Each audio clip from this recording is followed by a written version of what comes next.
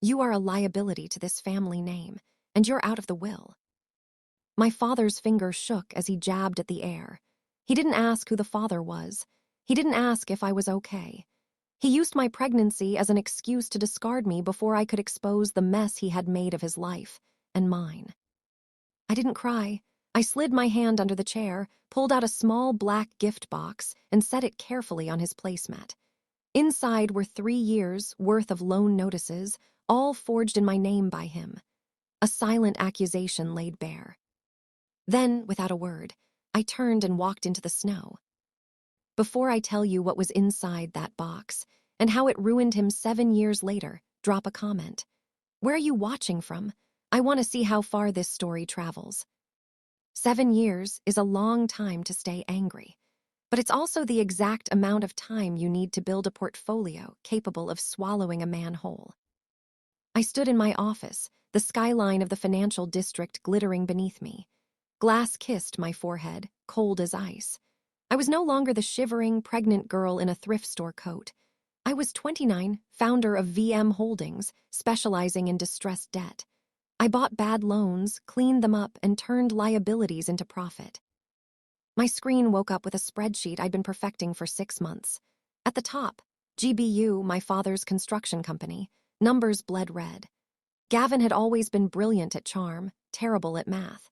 He had over-leveraged on 3 commercial projects, and interest was eating him alive. He thought it was the economy. He thought luck had turned against him. He had no idea the invisible hand squeezing his windpipe was mine. I called the VPs of his banks, offering to take the toxic loans off their books at 60 cents on the dollar.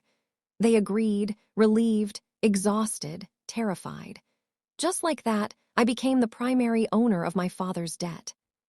$450,000. Not Wall Street money, but enough to bury a man who leased his luxury car on reputation. The intercom buzzed. My lawyer, Marcus, calm and precise, told me Gavin wanted a meeting. He wanted to know if VM Holdings was interested in a restructuring deal. I smiled, not the happy smile of reconciliation, but the hunter's grin when the trap is set. Gavin assumed VM Holdings was faceless, easily charmed. He thought he could swagger in, flash a smile, and kick the can down the road.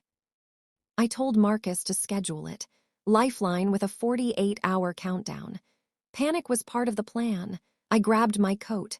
Acquisition complete. Liquidation imminent. The drive was silent.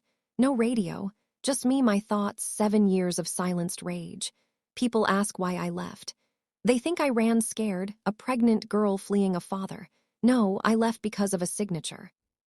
At 18, he'd made me corporate secretary of GBU. Naive, I signed what I thought were routine papers, personal guarantees for high-risk loans. He tapped my clean credit, hiding defaults in plain sight.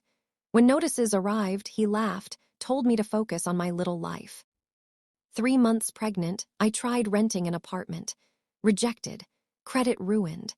I slept in my car, promising my unborn daughter that we would rise. 7 years later, I did more than rise.